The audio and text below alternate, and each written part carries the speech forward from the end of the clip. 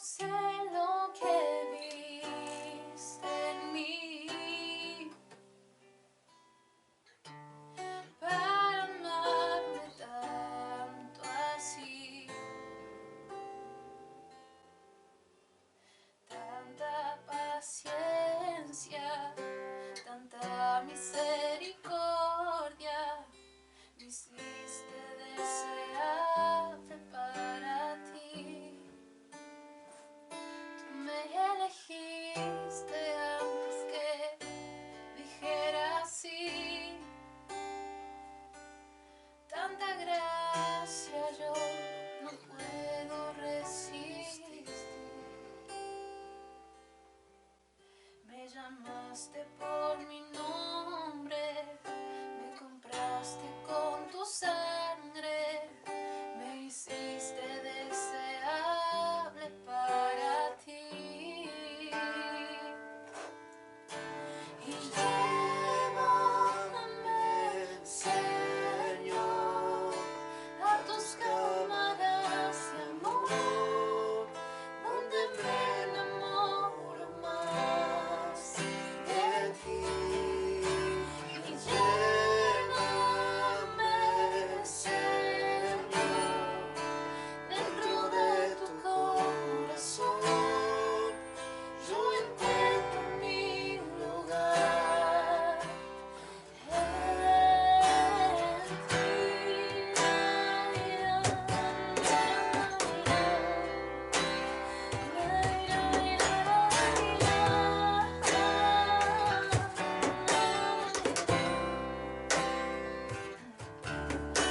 No sé lo que viste en mí para amarme tanto así.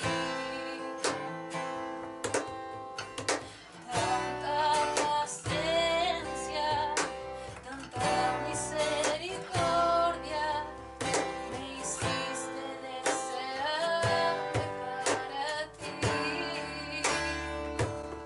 Me elegiste antes que dijera sí. Tanta gracia yo no puedo resistir.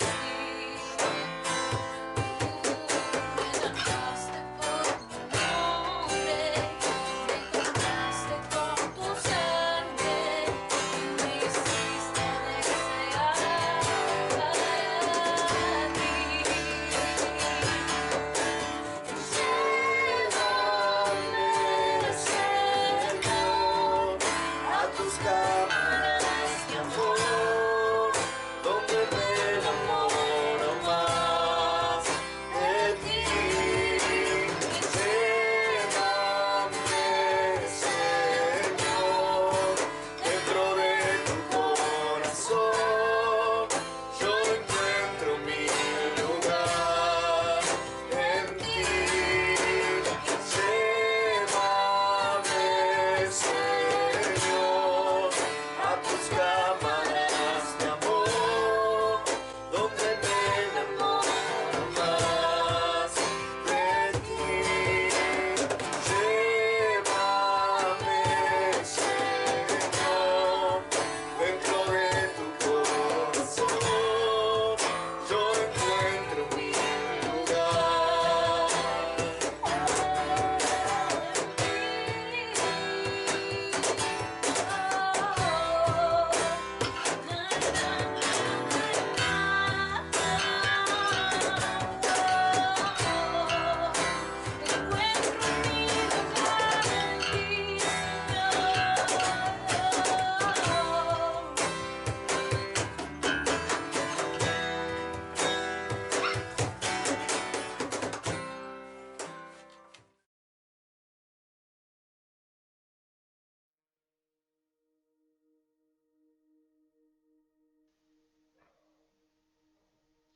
Bueno, buenas noches. Qué hermoso es volver a estar en este tiempo. Qué hermoso es poder expresar lo que Dios ha puesto en mi corazón en este tiempo. Hace mucho que que no me encontraba en este lugar, nuestra casa, nuestro lugar de congregación. Y mientras preparaba el mensaje, hablaba con Dios y le preguntaba tantas cosas, ¿no? Y mientras le preguntaba y hablaba con Él, comencé a darle gracias por las diferentes actividades o las diferentes áreas o ministerios que hoy tenemos como congregación. No quiero ponerme a nombrar porque seguramente me voy a olvidar de alguno, pero es muy lindo ver cómo los jóvenes han estado activos todo este tiempo de cuarentena, cómo los vivos de Instagram han estado activos, las prédicas, nuestra fundación, los varones de oración, las mujeres de oración, el grupo de adoración que pertenece a los músicos. Entender de que el cuerpo ha seguido activo es algo muy bueno, que se han ido rompiendo estructuras, que se han ido rompiendo estructuras eclesiásticas que teníamos. Hemos aprendido a estar congregados en el Espíritu. Es hermoso saber que hemos aprendido a estar congregados en el Espíritu. Seguramente es necesario estar congregado físicamente, pero bueno, por un poco de tiempo Dios ha permitido que no sea así. Pero seguro que falta muy poco para volver a hacerlo, así que seguí orando, seguí intercediendo, seguí buscando a Dios en tu casa, en tu habitación. Es un tiempo de habitación, ya va a haber tiempo de casa, ahora estamos en un tiempo de habitación. Así que bueno, mientras buscaba en el Espíritu el mensaje para esta noche, el Señor me dictó 3 pasajes. Y yo quiero entrar rápidamente eso para no demorarme mucho. No quiero hacerla tan larga, no soy de predicar mucho, pero bueno, a veces me agarra a hablar y bueno, termino predicando. Y bueno, no quiero aburrir también a la gente de producción que está ahí, muy buena la producción. Los felicito y gracias por estar y por trabajar también para el cuerpo. Bueno, vamos rápidamente, es 1 de Pedro capítulo 2, 1 de Pedro capítulo 2, versículo 9, del 9 al 11. Así es, hermano, del 9 al 11. Hoy veremos algunos principios y verdades que el apóstol Pedro escribe a los expatriados, es decir, aquellos que por una forma temporal o permanente se encuentran lejos de su nación o país.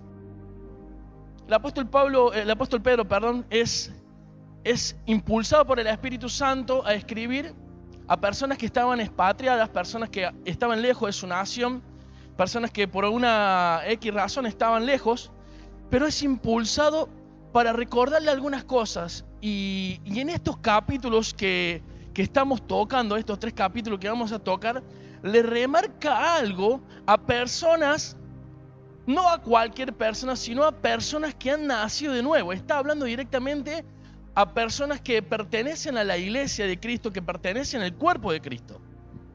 Y dice así, 1 de Pedro, capítulo 2, versículo 9. Es una serie de versículos conocidas que por mucho tiempo le hemos escuchado hablar, pero fue muy fuerte cómo el Espíritu Santo me habló en este tiempo a mí.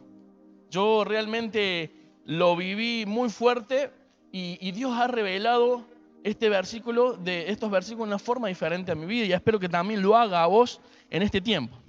Dice, mas vosotros sois linaje escogido, real sacerdocio, nación santa, pueblo adquirido por Dios, para que anunciéis las virtudes de aquel que os llamó de las tinieblas a su luz. Admirable, vosotros que en otro tiempo no erais pueblo, pero que ahora sois pueblo de Dios, que en otro tiempo no habíais alcanzado misericordia. Qué tremendo esto. Dice, pero ahora habéis alcanzado misericordia. Escuche bien, amados, yo os ruego como a extranjeros y peregrinos, que os abstengáis de los deseos carnales que batallan contra el alma. Ahí nomás. Nos vamos a detener en eso y esto es lo que el Espíritu Santo me marcó. Vamos con los primeros 2 versículos que serían el 9 y el 10. Amados, yo os ruego como a extranjeros. Es el 11. Vamos al 9 y el 10 dijimos. Mas vosotros sois linaje escogido. Y acá vemos en este primer versículo, que es el 9, vemos 3 puntos que yo logré ver mientras preparaba la prédica. Y los vamos a ir desmenuzando y los vamos a ir separando por parte. Y seguramente esto ya lo has escuchado. Es más, hasta hay una canción que habla, somos el pueblo de Dios. Y los que son un poquito más viejos van a reconocer esta canción. Pero dice, la separé en 3 partes por dirección del Espíritu. Y la primera dice, se nos recuerda que somos linaje escogido. Dice, mas vosotros sois linaje escogido. Y yo busqué en el diccionario, lo googleé, como dicen algunos, no sé si está bien o no decir Google, pero lo googleé y dice así: un linaje es la línea de antepasados y descendientes de una persona. Te repito, linaje es la línea de antepasados y descendientes de una persona. Es decir, es cuando una persona tiene muchos hijos. Es una serie de hijos que se le da luz a otro hijo y a otro hijo, y así pasan generaciones en generaciones, pero no se pierde en cierta forma la sangre, vendría a ser, no se pierde el linaje, queda algo, ¿cómo explicártelo? Algo puro. Esto se usaba mucho en la antigüedad, ¿no? Como ser en las dinastías japonesa o china, se hablaba mucho del linaje, cuando iba pasando de generaciones en generaciones más. Googleando dice que hay una dinastía japonesa que su linaje se mantuvo por 2400 años. Qué impresionante, ¿no? Entonces, esto, pertenecer a un linaje era algo muy, muy fuerte, ¿no? Entonces Dios nos dice que nosotros somos personas que pertenecemos a este linaje, a su sangre. La sangre contiene el ADN, ¿o no, Dani? Vos me ayudás, Dani. Contiene un ADN la sangre, entonces quiere decir que nosotros contenemos en cierta forma el ADN del mismo Dios, el mismo linaje de Dios. Esto es algo tremendo, algo que yo no lo había visto, aunque había sido predicado en otras ocasiones por el pastor Nelson. El Señor me lo tocó y me lo marcó a mí en este tiempo, en este día. Quiere decir que somos linaje de Dios, somos hijos de Dios. Efesios capítulo 1, versículo 5 dice, nos predestinó para adopción como hijos para sí mediante Jesucristo. Somos hijos. Fuimos predestinados por medio de Jesucristo, fuimos adoptados, somos hijos. Entonces, hay que entender esto, que somos hijos, que somos parte del linaje de Dios. Por medio de Jesucristo somos parte del linaje de Dios. A ver, no sé cómo expresarlo, de qué forma hacerlo para que lo puedas entender, para que puedas saber a quién perteneces, de quién descendes. En el momento que naciste de nuevo, siempre digo esta frase, en el momento que naciste de nuevo, pues ya no perteneces más a Don Fernández. Hay una nueva vida en Cristo. Y ahora perteneces al Señor. Ahora perteneces a Dios, sos hijo de Dios. Fuiste adoptado como hijo de Dios. Perteneces a Dios. Ahora, es muy importante remarcar en nuestra vida, aunque muchas veces lo hemos escuchado. Y estas personas que estaban expatriadas, el Espíritu Santo a través de Pedro le volvía a recordar estas cosas. ¿Por qué? No lo sé. Vamos un poquito más adelante, dice. Real sacerdocio. Los sacerdotes eran elegidos por Dios para estar en el servicio de los sacrificios e interceder entre el pueblo y Dios. Aunque el tiempo del sacerdocio y la intercesión entre el pueblo y Dios se terminó porque a través de Jesucristo se rompió y una vez para siempre, pero ¿por qué en esta parte, en el Nuevo Testamento, en el Nuevo Pacto, se nos vuelve a recordar que somos real sacerdocio? ¿A qué se nos dirige? ¿A qué se nos está hablando? ¿A qué se refiere? Creo que el sacerdocio en este tiempo no es dirigido solamente a personas que son pastores, porque podríamos descargar y decir, bueno, el sacerdocio es el pastor Nelson o aquellos pastores que están en la congregación, pero el sacerdocio está referido al pueblo de Dios. Dice, vosotros sois real sacerdocio. La función de un sacerdote hoy día es interceder entre el pueblo y Dios. No está hablando del pueblo de Dios solamente, sino está hablando del mundo, de personas que en este mundo hay. Somos como una especie, como dice ahí en 1 Corintios, creo que es capítulo 5, o 2 Corintios, dice que somos como embajadores que clamamos que se reconcilien con Dios. Somos agentes reconciliadores. Hoy somos mediadores entre Dios y los hombres para que se puedan reconciliar con Dios. Entonces, esto el apóstol Pedro le recordaba a las personas que estaban expatriadas en diferentes lugares. Seguimos. Nación santa y pueblo de Dios. Aunque estamos en este mundo, es importante recordar que nuestra ciudadanía está en los cielos. Miremos qué dice Filipenses capítulo 3, versículo 20. Dice así: mas nuestra ciudadanía está en los cielos, de donde también esperamos al Salvador, al Señor Jesucristo. Nación santa, sabemos que la palabra santo significa apartado. Somos una nación santa y somos pueblo de Dios. Somos pueblo de Dios, somos una nación santa.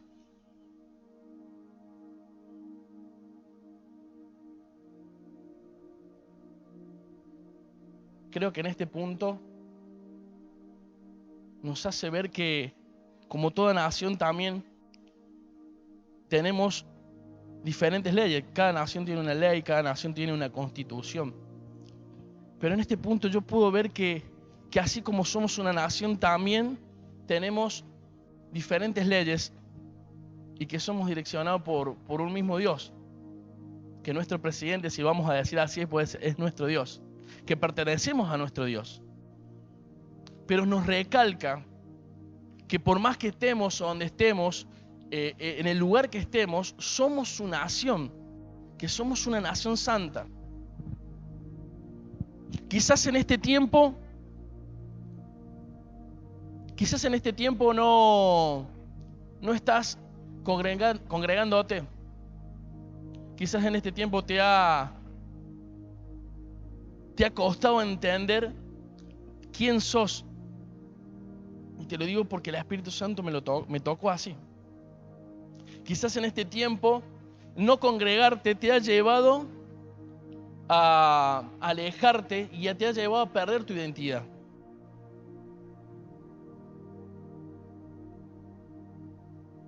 Quizás en este tiempo te has olvidado de a quién perteneces y cuál es tu origen y de dónde está tu ciudadanía. No sé cuántas personas se encuentran así en este tiempo. No sé si el 30, el 40, o el 50, o el 70 o el 80% de los que hoy están escuchando esto se encuentran así. Pero déjame decirte que el Espíritu Santo me remordía y me estimulaba a que te dijera esto. Que no te olvides de dónde Él te sacó. Muchas veces, cuando entramos en victoria, cuando entramos en procesos que nos va bien, nos terminamos olvidando de Dios. Pero también no nos olvidemos que al romperse estructuras eclesiásticas, al romperse las reuniones de los domingos, al romperse las reuniones que teníamos durante la semana, también esto ha podido sacar a muchas personas de su identidad. Los ha sacado y los ha dejado sin identidad.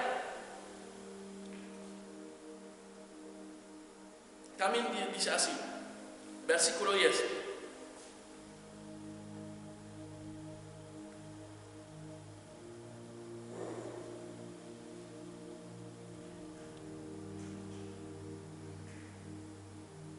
Vosotros en otro tiempo no erais pueblo, pero ahora sois pueblo de Dios. que en otro tiempo no había alcanzado misericordia, pero ahora habéis alcanzado misericordia. Vosotros, que en otro tiempo no erais pueblo, pero que ahora sois pueblo de Dios. La Escritura dice que nosotros estamos muertos en delitos y en pecado. La Escritura dice que nosotros estamos muertos en delito y en pecado. La palabra muerto significa separado. La palabra muerto significa que estábamos apartados de Dios, que no teníamos acceso al cielo, que no teníamos acceso a la vida eterna. Dice que antes nosotros no habíamos alcanzado la misericordia, pero ahora dice que le hemos alcanzado. Antes no eran pueblo y ahora son pueblo. Antes no tenían identidad, antes no tenían origen. Pero ahora dice que tenemos un origen, que tenemos una identidad, que pertenecemos a un linaje. Antes estábamos muertos en delito y en pecado. A veces la rutina, lo cotidiano de cada día, el no congregarnos, nos ha sacado del foco, nos ha hecho olvidar de quién somos y de lo que Jesucristo logró en la cruz del Calvario a través de su sacrificio. A veces es importante retocar y volver a recordarlo. Filipenses dice, Pablo le dice a los filipenses, dice, para mí no es molestia y para vosotros es seguro volver a recordar las mismas cosas. A veces a través del Espíritu Santo recordamos quiénes somos, pero Dios muchas veces usa el cuerpo para recordarte quién sos. Para eso están los pastores. Para eso están los profetas, que el cuerpo todavía siga activo. Estabas muerto en delito y pecado, estaba muerto en delito y en pecado, no sabía quién era, no tenía una herencia. Te lo voy a decir así muy crudo, estaba predestinado para ir al infierno. Perdóname esta palabra. Estaba caminando al infierno, porque estaba predestinado para ser salvo. Muchas veces no tomamos en cuenta y no le damos el valor a lo que Jesucristo hizo en la cruz. En la última reunión que tuvimos, o sea, la primera después de la cuarentena, recordamos cómo los profetas indagaron acerca de la salvación y cómo anhelaban saber este tiempo y los ángeles anhelaban ver este tiempo. No sé dónde te encuentras, no sé cómo está tu identidad, no sé cómo está tu memoria espiritual, pero quiero recordarte algo que el Espíritu Santo me dijo. Y te lo voy a volver a repetir de nuevo. Y seguramente en tu casa vas a recordar quién sos.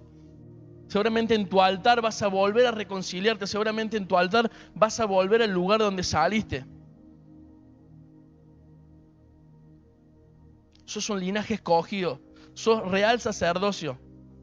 Sos una nación santa y pueblo de Dios. Te hablo a vos como personal y también te hablo como iglesia. Que no pierdas tu identidad de iglesia. No perdamos nuestra identidad de iglesia por más que estemos desparramados cada uno en una casa, porque no dejamos de ser iglesia. Dani Fernández, no dejas de ser iglesia en tu lugar de trabajo. No perdés el linaje, no perdés la salvación. Dios pagó por un precio muy alto en tu vida. José Ferreira, Facundo Morales, los que nos están escuchando ahí. Esto tiene un valor muy grande, es una identidad muy grande. El Espíritu Santo me recuerda y me dice que te recuerde. Que no nos olvidemos quiénes somos, de dónde nos sacó y para qué nos sacó. No te olvides. No te olvides. No te olvides. No te olvides de dónde te sacó. No me olvido. Estábamos muertos en delitos y en pecados. Y no te hablo de esto para traer tristeza a tu vida. Simplemente para saber de dónde te sacó. Recuerda. Tómate un segundo. Tómate un segundo y recuerda de dónde te sacó.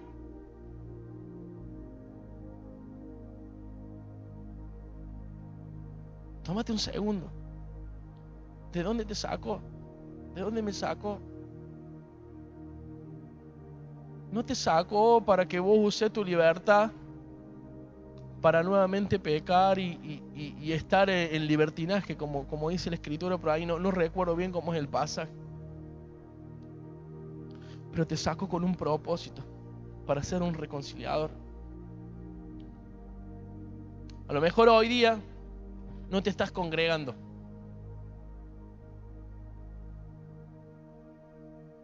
Y eso te ha hecho olvidarte. Ya te lo he repetido varias veces. Pero hoy es el día donde Dios te dice que tengas que volver a tu posición. Seguimos. Capítulo 11. Dice así: amados, yo os ruego, como extranjeros y peregrinos, que os abstengáis. Qué difícil que hablar en español. Que os abstengáis de los deseos carnales que batallan en contra del alma. Y lo voy a leer en otra versión. Dice: amados hermanos, como si ustedes fueran extranjeros y peregrinos, les ruego que se aparten de los deseos pecaminosos que batallan contra el alma. Haciendo alusión a lo que venía hablando el apóstol Pedro, versículos anteriores, diciéndole que no somos de esta nación. Dice, recordándoles que ustedes son como extranjeros o peregrinos. La palabra peregrino quiere decir, se le atribuye a aquellas personas que están de paso en un lugar. En esta tierra estamos de paso porque nuestra ciudadanía está en los cielos, dice Filipenses capítulo 3, versículo 20. Dice, absténganse de los deseos pecaminosos que batallan en contra del alma.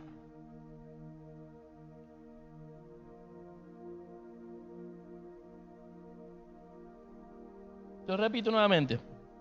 Amados hermanos, como si ustedes fueran extranjeros y peregrinos, les ruego que se aparten de los deseos pecaminosos que batallan contra el alma. Muchas veces hemos visto esta palabra, que hay deseos, como ser Gálatas capítulo 5, versículo 16, dice, digo pues, andad en el espíritu y no satisfagáis los deseos de la carne, porque los deseos de la carne son contra el espíritu y los deseos del espíritu son contra la carne. Y estos dos se oponen entre sí para que no hagáis lo que quisierais. Hay una batalla que se produce entre el espíritu y la carne por nuestra alma. Entonces, acá el apóstol Pedro nos refresca nuevamente y nos dice, abstenete de esos deseos que batallan en contra de tu alma. Muchas veces pensamos que hablar de morir a los deseos de la carne fue prédicas anteriores cuando el pastor Nelson nos predicó hace tiempo, pero crucificar nuestra carne es un proceso continuo, es un proceso de todos los días. No es que yo ya crucifiqué un área de mi vida y ya no tengo que crucificar nada más. Hay batallas que en este tiempo personas están pasando. Y están pasando batallas contra deseos de la carne. Hay deseos de la carne. Que hay personas que están luchando en este tiempo. No sé hace cuánto venís con esta batalla. No sé hace cuánto la tenés.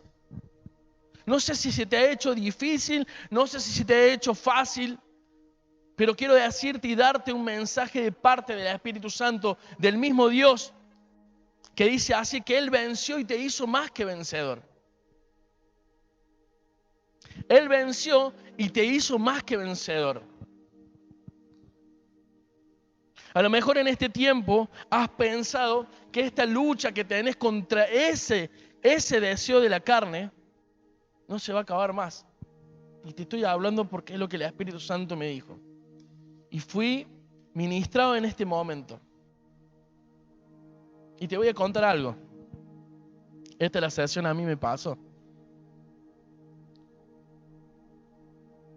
A partir de junio, del 20 de junio del 2017, entré en un proceso de lucha. Descubrí que había un deseo en la carne en mí que no había muerto, que no había crucificado. Y durante 3 años estuve en este proceso. Y quiero decirte algo. Había días que me sentía un hipócrita. Había días que me sentía lo peor de la tierra. Me decía, ¿cómo yo, un hijo de Dios, puede estar pasando por esto? ¿Por qué yo todavía tengo esto en mi vida? ¿Por qué no lo puedo hacer morir? ¿Hasta cuándo voy a estar con esto? Y le clamaba a Dios y le pedía a Dios y le decía a Dios que me lo sacara. Y usaba comparaciones de otros procesos que había pasado para tratar de tocar pero no funcionaba. Y te voy a ser sincero, eran batallas que tenía todos los días en mi mente. Batallas que tenía todos los días en mi alma.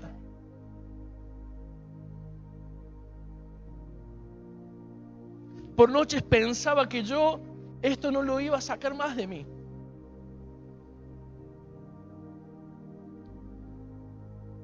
Me desenfocaba, me sacaba del camino de buenas obras. Me hacía creer que no era nada, que no era un hijo de Dios. Imagínate cómo me encontraba. Tengo 10 años de cristiano. Afirmado, porque yo creo que Dios me habló de hace mucho tiempo. Hace 10 años me afirmé.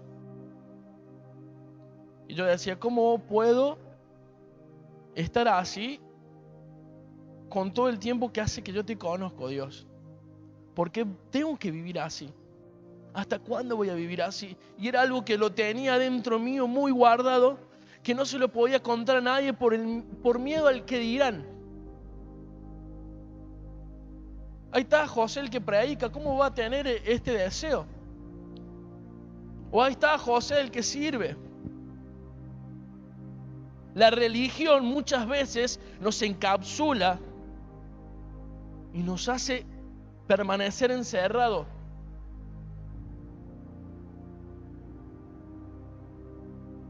Pero en este tiempo de cuarentena Dios no solamente en mí pasó que subí de peso, sino que Dios trajo libertad sobre esta área. Y te hablo con autoridad. Y quiero clamarte y quiero rogarte. Y quiero decirte que esa batalla que vos tenés está pronto a acabarse. Y que la victoria la tenés en tu mano. Porque Él venció y te hizo más que vencedor. Seguramente hay un montón de palabras acá. Pero hay 2 cosas que puedo destacar de estos minutos que estamos hablando juntos. 1, no te olvides quién sos. Por más que hoy no te congregues, no te olvides quién sos. No te olvides quién sos. No nos olvidemos quiénes somos. No perdamos nuestra identidad como casa. No solamente como hijos, sino como casa.